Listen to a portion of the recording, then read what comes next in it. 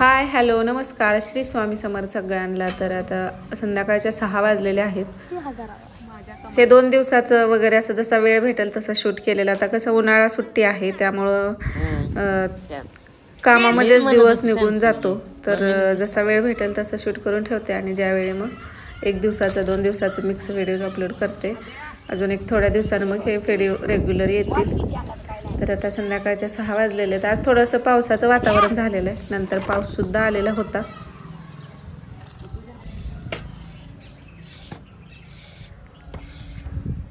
तर आज आंब्याचं लोणचं बनवलेलं होतं। परवा आंबे आणलेले होते लोणच्याचे, ते पाण्यात रात्रीचे पाण्यात टाकून ठेवलं आणि दुसऱ्या दिवशी सकाळी मग ते फोडून घेतलेलं होतं। कारण लोणचं बनवायचं झालं तर एक रात्रभर तरी ते जे आंबे आहेत ते आपलं ते पाण्यात ठेवावे लागतात।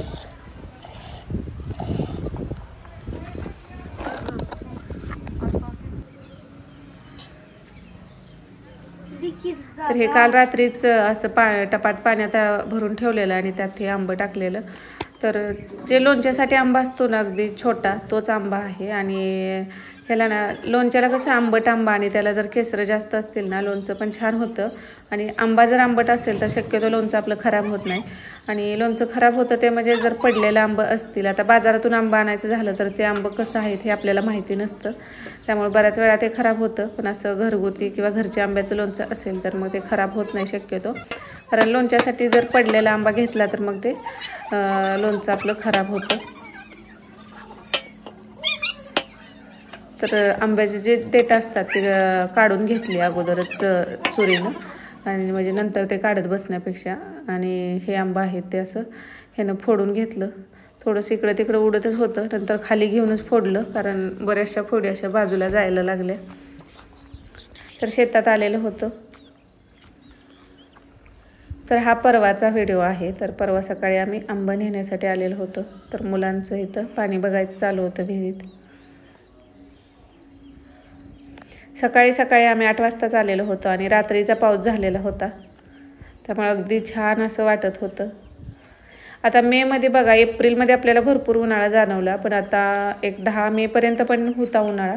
आता थोडंसं आभाळ यायला चालू झालेलं आहे। उष्णता आहे थोडीफार, पण आभाळ पण येत आहे त्यामुळे एवढं ऊन जाणवत नाही अधूनमधून आभाळ येत असल्यामुळं।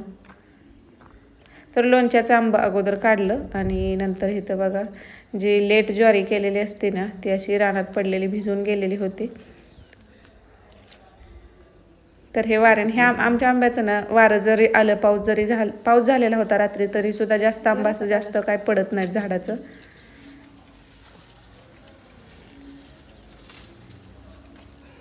ओमचं इथं आंब्यावरती चढायचं चालू होतं। ढकलू होतं मी गेलती वर।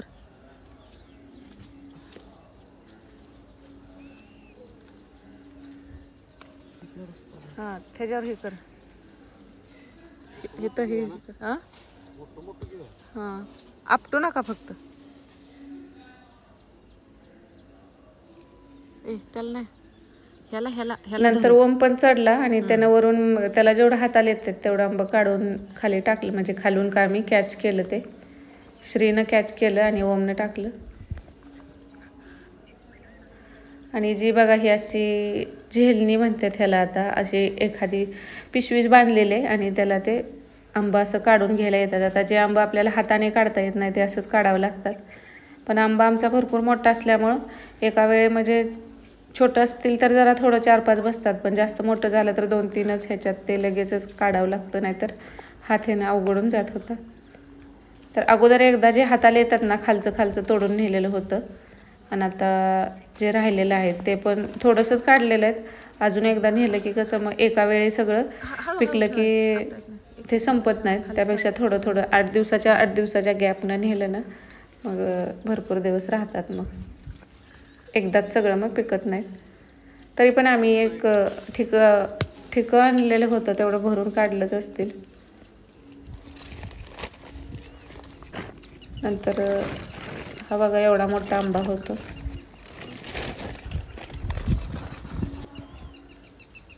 तर तसं तर ह्यावेळी आमच्या आंब्याला लवकर म्हणजे पाळ आलेला आहे। शक्यतो जर वेळी मे एंडिंगला पूर्ण पाळ येतो। नंतर सगळं काढलेलं आंबा आम्ही इथं भरलं आणि नंतर ते घरी घेऊन आलो पिकत घालण्यासाठी। पाठीमागच्या वेळी आम्ही दोघांनीच येऊन नेलतं, पण ह्यावेळी मुलांना यायचं होतं.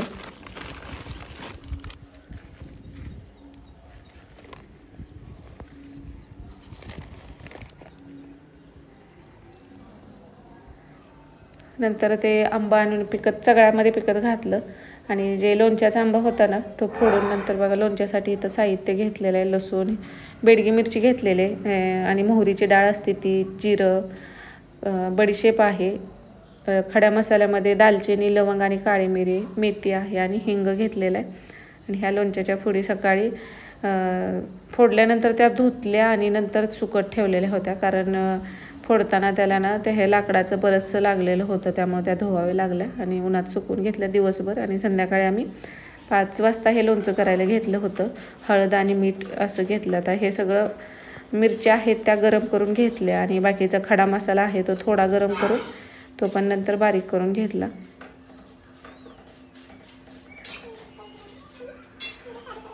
मिरची पावडर असेल तरी पण टाकू शकतो आपण, पण बेडगी मिरचीच आणली होती. आता आटपाडीला आज दुपारी गेलेलं होतं, तर मग येता येता ही बेडगी मिरची आणली होती, ते ह्यामध्येच ॲड केली. कलर पण येतो आणि थोडेसे तिखट पण राहतं. आणि जो खडा मसाला आहे तो जिरं, बडीशेप जे होतं ते असं एकदम सगळंच मिक्स करून हे दालचिनी, लवंग, काळी मिरी हे एकत्र मिक्स गरम करून घेतलं आणि नंतर हे थोडंसं थंड झालं की भाजून घेतलं. पण मिरच्या गरम करून घेतल्या, पण त्या थोड्याशा आता कसं मऊच होत्या, बेडगी मिरची लवकर कडक होत नाही. परत एकदा ती तव्यात टाकून ठेवली आणि इथं हिंग 1 डबी आहे तेवढी घेतलेली. आता लोणचं पण भरपूर होतं, त्यामुळं हळद आहे ती, हळद पण मला वाटतं 100 ते 150 ग्राम तरी हळद इथं यूज केली. हे 200 ग्रामचं पॅकेट होतं, थोडीशीच शिल्लक ठेवली होती, 150 ग्रामच्या वरतीच असेल. आणि मीठ 1 किलो घातलं होतं एवढ्या पूर्ण, म्हणजे 1 किलो आणि वरून थोडंसं अजून टाकलंच. आणि मोहरीची डाळ असते ती पण गरम करून घेतली थोडीशी.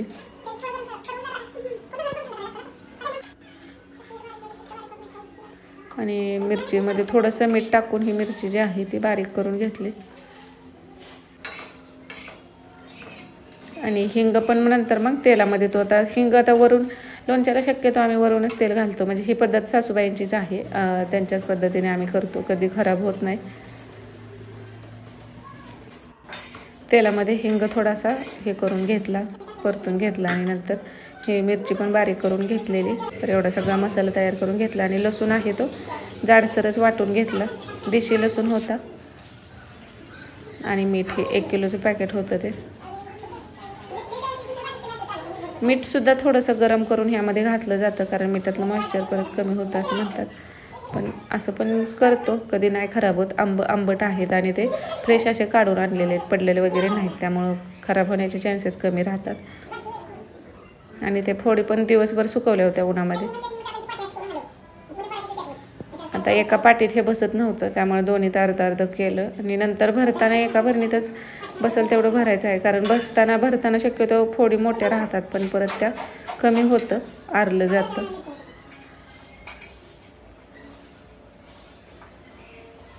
तर ह्या फोडींना सगळा असा मसाला अगोदर व्यवस्थित लावून घेतला. दोन्ही पाटीत आणि 1 परातीत काढलं होतं.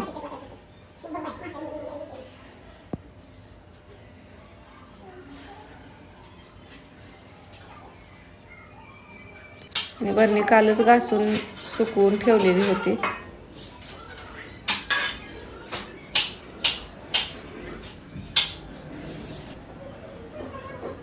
तरी पण एकदा ती पुसून घेतली. भरणी कशी कोरडी करून, आणि गूळ थोडासा इथं आता वरून टाकलेला आहे. आता हे ऑप्शनल आहे, जास्त पण नाही टाकला, अगदी थोडासा टाकलेला आहे. 1 मूठ दोन्ही ह्याच्यात मिक्स केला.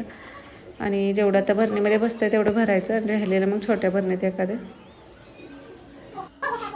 पातेल्यातच काढून ठेवलं. उद्या म्हटलं भरणीतलं कमी झालं की त्यामध्ये जेवढं बसतंय तेवढं टाकू आणि नंतर राहिलेलं छोट्या भरणीत काढून मग.